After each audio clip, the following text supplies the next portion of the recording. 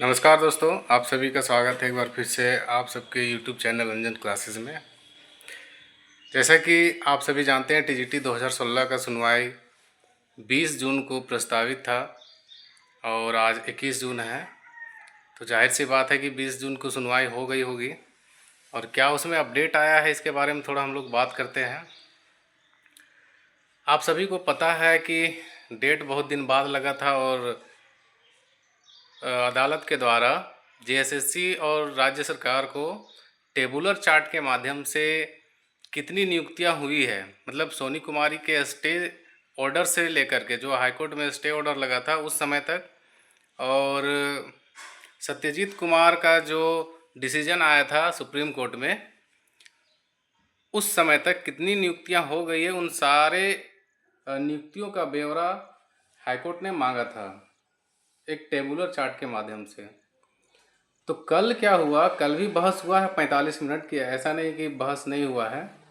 45 minute तक बहस चला है। उसमें जो जेएसएससी के एडवोकेट थे उनके द्वारा ज़्यादा बहस किया गया।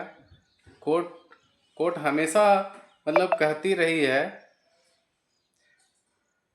कि अभी तक आप कितनी नियुक्तियां दे चुके हैं, आप हमें बताइए। और इधर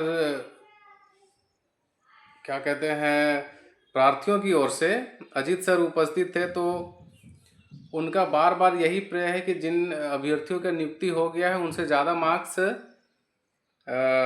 हमारे प्रार्थियों का है। तो इस पर जेएसएससी के वकील का कहना है कि ऐसा नहीं है। उस समय के बाद से जो भी नियुक्तियां हुई है वो राज्य स्तर मेरिट के अनुसार अभी हुई है, और पहले जो नियुक्तियां हो चुकी हैं वो जिला स्तरीय है। इसलिए हमने नियुक्ति में कहीं भी कोई गड़बड़ी नहीं किया है। लेकिन लास्ट में बात यहीं पर छन के आ रही है। अंतिम जो निर्णय है वो यही है कि सारी नियुक्तियों का डाटा मांगा गया है। ठीक है, उससे स्पष्ट हो जाएगा, उससे क्लियर हो जाएगा कि कितनी नियुक्तियां हुई है और कितनी अभी बाकी हैं। इसलिए 2 सप्ताह का समय दिया गया है।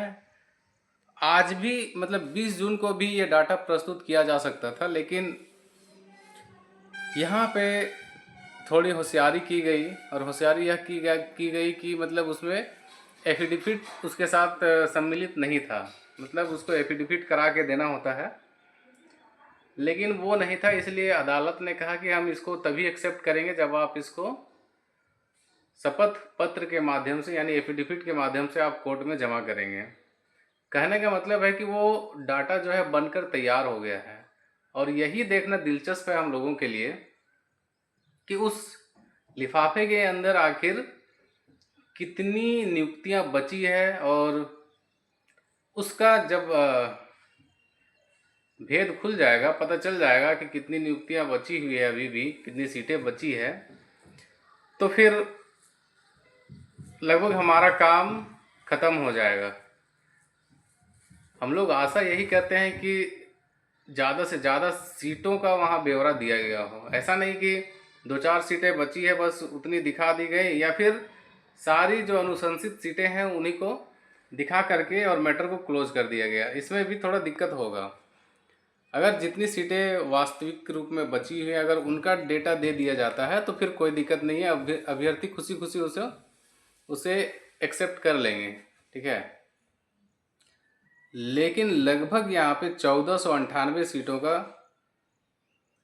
ब्यौरा है हम लोगों के पास कि उतनी सीटें अभी भी खाली है। मतलब लगभग 1500 सीट खाली है। अगर उतनी सीटें दे देती है सरकार तो फिर कोई दिक्कत नहीं है, हम लोग एक्सेप्ट कर लेंगे। ठीक है, लेकिन उसमें भी अगर कहीं हेर फेर होता है तो फिर दिक्कत है। अगला जो डेट है वो 4 जुलाई को है। 2 सप्ताह के बाद 4 जुलाई को डेट है, और बहुत कम समय दिया गया। बहुत कम नहीं कहेंगे, 15 दिन का समय दिया गया है, 1 महीना से कम ही लगता है, लेकिन 4 जुलाई को डेट है। अब देखिए, यहाँ पर सरकार अब कोई होशियारी ना करे, हम लोग यही उम्मीद करते हैं। एक चीज़ और बताना चाहते हैं कि ये टीजीटी वाला जो मैटर है वो बहुत हाईलाइटेड है अभी पूरे झारखंड में। तो सरकार इसमें बच के निकल नहीं सकती है। इस नियुक्ति को पूरा करना ही पड़ेगा किसी भी हाल में, चाहे जितनी भी सीटें निकल के आए उससे यह नियुक्ति पूरी करनी ही पड़ेगी। इसलिए किसी को टेंशन नहीं लेना है, टेंशन सिर्फ सरकार को लेना है और जेएसएससी को लेना है। हम लोग यह केस जीत रहे हैं और जीतेंगे भी, ये पूरा उम्मीद है। अब मिलते हैं हम लोग अगले वीडियो में, तब तक के लिए जय हिंद, जय झारखंड।